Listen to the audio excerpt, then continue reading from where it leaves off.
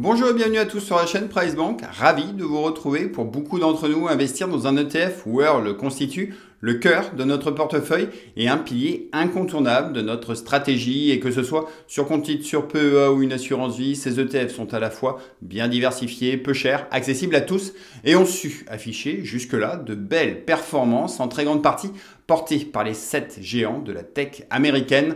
Toutefois, le 27 janvier 2025, DeepSeek, l'IA low cost chinoise, a semé le doute sur les marchés et au regard du poids important des entreprises américaines au sein de l'indice MSCI World, une question se pose, faut-il encore investir dans un simple ETF monde en 2025 ? Pour le savoir, reprenons ensemble les forces et faiblesses de cet indice, puis découvrez 3 types d'ETF World plus méconnus et qui pourraient bien tirer leur épingle du jeu dans les mois ou années à venir. Du coup, sans être un conseil en investissement, voici mes recherches et réflexions sur le sujet. Alors, posez-vous quelques minutes, abonnez-vous à la chaîne, c'est parti! Pour cerner les atouts et potentielles faiblesses du MSCI World, il est primordial d'en reprendre ensemble ses principales caractéristiques. Cet indice est composé de 1397 entreprises internationales issues de 23 pays développés et représente à lui tout seul 85% de la capitalisation boursière des nations dites industrialisées. Et sur ces 10 dernières années, sa performance moyenne annualisée a été de 10,52%. À titre de comparaison, le CAC 40 affiche sur la même période un rendement moyen annuel de 8,94% et l'indice européen, l'Eurostoxx 600, ne fait pas mieux avec seulement 6,89%. Ce MSCI World offre ainsi une exposition aux plus grandes entreprises internationales, jusque-là avantageuses, des entreprises qui exercent dans différents secteurs d'activité, répartis principalement à 26% dans les technologies de l'information, 16% dans la finance ou bien encore 11% dans l'industrie et le secteur de la santé.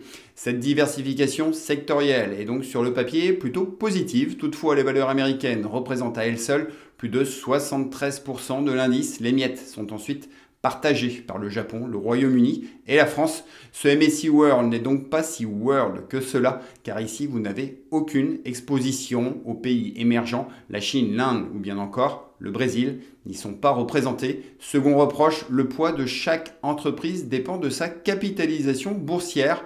Résultat des courses, les géants américains y occupent une place trop importante. Apple, Nvidia et Microsoft représentent déjà à elles 3 pratiquement 15% de l'indice et les 10 premières sociétés plus de 26% de son côté. Notre valeureux LVMH tricolore navigue seulement entre la 20e et la 30e place.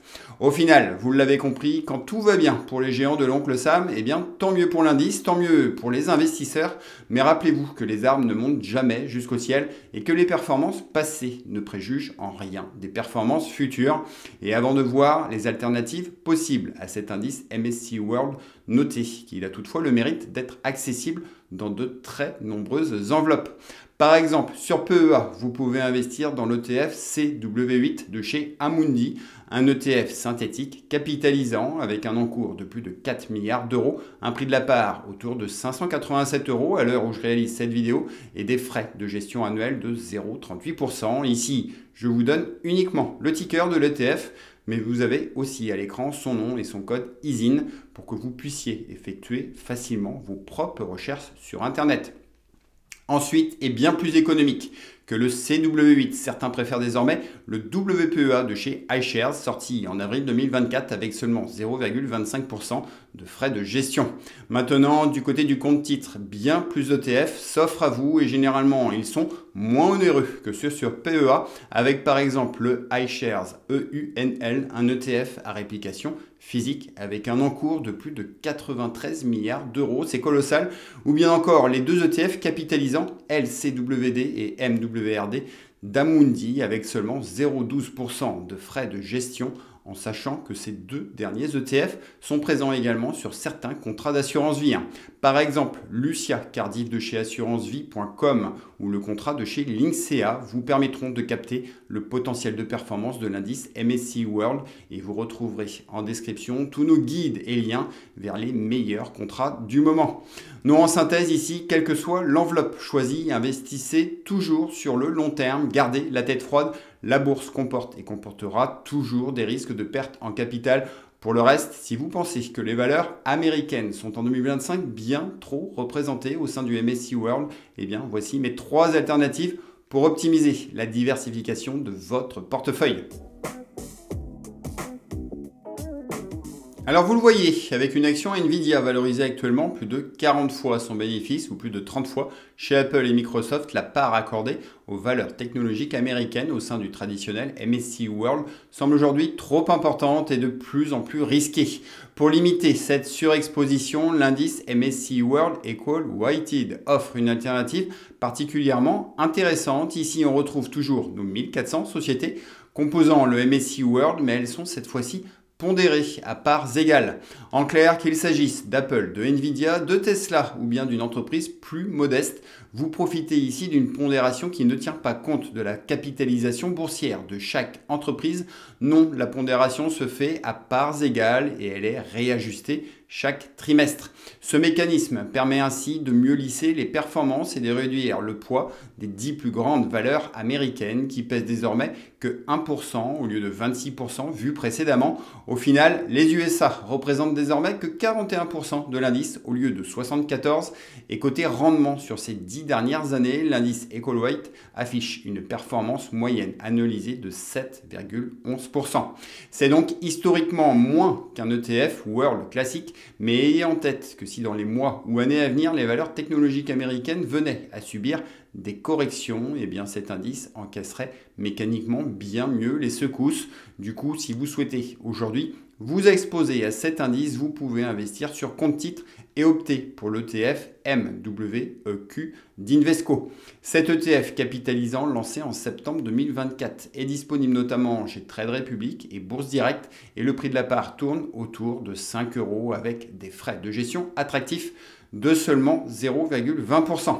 Alors dites-moi vous ce que vous en pensez de ce type d'ETF. Pensez-vous que les 7 géants américains sont actuellement survalorisés? La concurrence asiatique va-t-elle les malmener? Et si vous hésitez encore, je vous laisse découvrir à présent un autre indice MSCI World avec, vous allez le voir, une bien meilleure diversification géographique.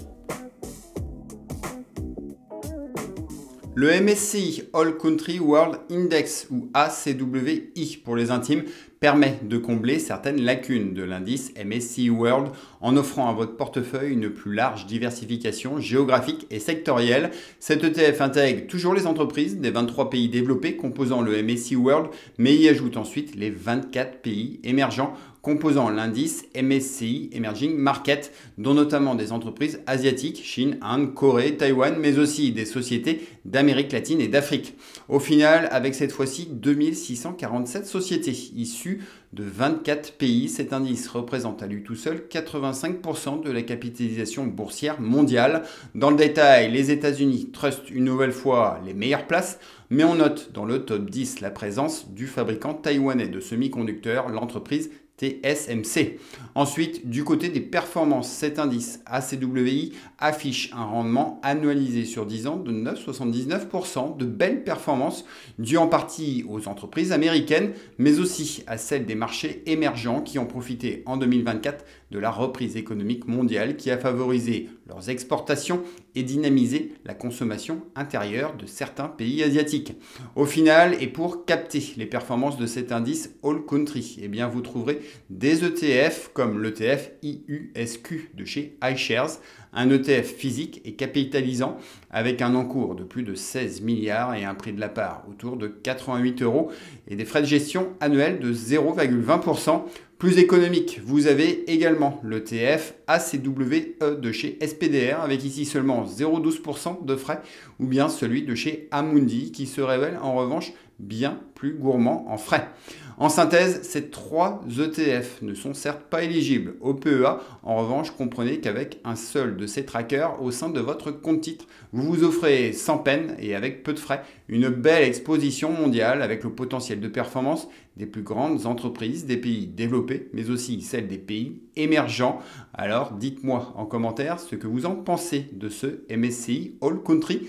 En aviez-vous déjà entendu parler? L'avez-vous déjà en portefeuille? J'ai hâte de vous lire et à présent, voici mon tout dernier indice pour aller encore un peu plus loin dans la diversification de votre portefeuille.